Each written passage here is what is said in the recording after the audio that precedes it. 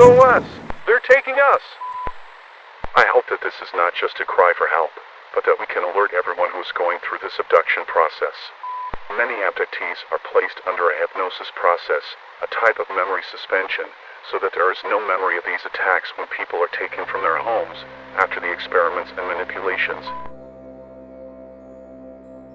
The consciousness we call AI, the Archons, and all the nefarious beings that serve them, knowing about the Federation project in favor of humanity, engendered a project in which they could use the same access doors, through the mediumship of some humans, and began to develop one of the Demiurge's programs. They specialized in co-opting exiles from other systems that were trapped here in the inner earth, astral scientists and black magicians, creating dark sects, and even perverting those that should be for the awakening of consciousness. They contaminated some temples that should be sacred, so they found fertile ground in the minds of some humans, who were lost by ego and power, becoming pseudo-gurus and masters. They and their blind servants and followers are the openings for the nefarious network to enter and manipulate. Negative beings coupled through the process of incorporation or channeling, bringing manipulated messages from the false light, to maintain control through fear and subservience, creating wars among their own, asking for sacrifices in exchange for something, selling the illusion of salvation, creating diseases, and directing the unwary to surrender to a demiurge god and entities dressed in light.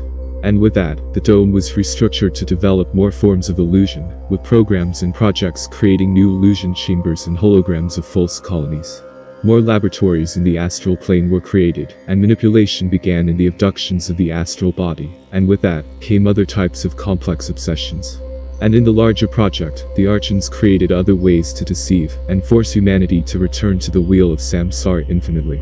Leon warned me that it would be important for me to use another frequency name, which would be a way to appear and meet others like me, who were waking up within the planetary network, and so, I would also have the help connected to that frequency, every time I'd introduce myself, or when people called that name. From then on, I would be able to recover some files and memories of the contacts, and gather others like me who were being taken, since childhood, to the Oval Room, the laboratory. Soon after, he started calling me by that frequency and as strength took me, I felt an energy that went up and down in my astral body. I immediately felt that my vibratory pattern increased, to the point that I started to see symbols and geometries, and he warned me that with these encodings, I could transfer myself to any location and dimension, and meet with a part of my fractals, and reach my monad. I would also open up psychic potentialities and could read people's frequencies, but I could never use that negatively, for my own good. Leon then said, "Touch one of the symbols and see what happens." I obeyed, and suddenly a rift opened up in front of us, and we walked through it. On the other side, I realized that I had been transferred to a city, so he showed me that I was accessing a timeline, and could see what was happening to some people. I understood that some were part of my soul's fractals.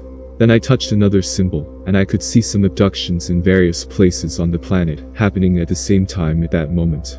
Soon after, he told me to touch a specific symbol, so I did, and I was transferred to Sao Paulo. I walked into an apartment on the west side of the city, and there was a teenager sleeping. His astral body was sitting next to the physical body that was sleeping on the bed. This young man had also recently been abducted like I was tonight, but he was stripped of his memories, and when he was returned, he had no recollection of the experiences. I was watching the teenager for a few moments, and an energy took over me. I felt that somehow I knew him, and I let Leon pass me the information about this war. He told me that we had already lived and gone through some experiences in incarnations on Earth, and whenever we started to awaken in our potential, the Archons created traps to get us out of the way. But somehow, we were always aided by the network of our spiritual hierarchy.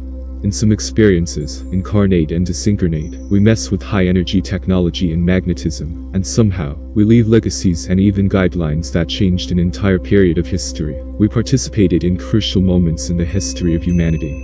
In this current experience, this teenager was suffering attacks, and they tried to interfere with his timeline several times, but there was a very strong energy in him that prevented them from being able to bring the project down in this experience. When I touched him, I could read his frequency, and I accessed a moment of his childhood, and I could see that he felt many things that I also went through. I felt that at times he thought that something could take him. In fact, those were memories of the interventions that he passed many times. I could see that he was like me as a child. He had very strong mind control during abductions, and the Greys couldn't put him in suspension and hypnotize him either. Leon informed me that this teenager came to carry out a project as an empath, and with the ability to see beyond matter. But like me, who was shipped and lost my hearing, he went through a very complicated situation during one of the abductions, and ended up losing the sight in one of his eyes, which hampered his mediumship process, and they put a program in his mind, which makes him not have the memories of the abductions.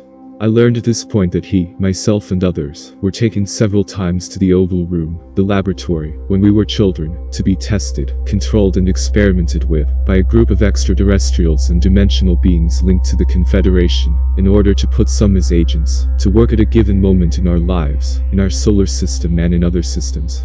Some of us are still carried to the present day in our timeline as children, and we return to the room, as there has been a project going on the planet for a very long time, but I will come back to this subject later.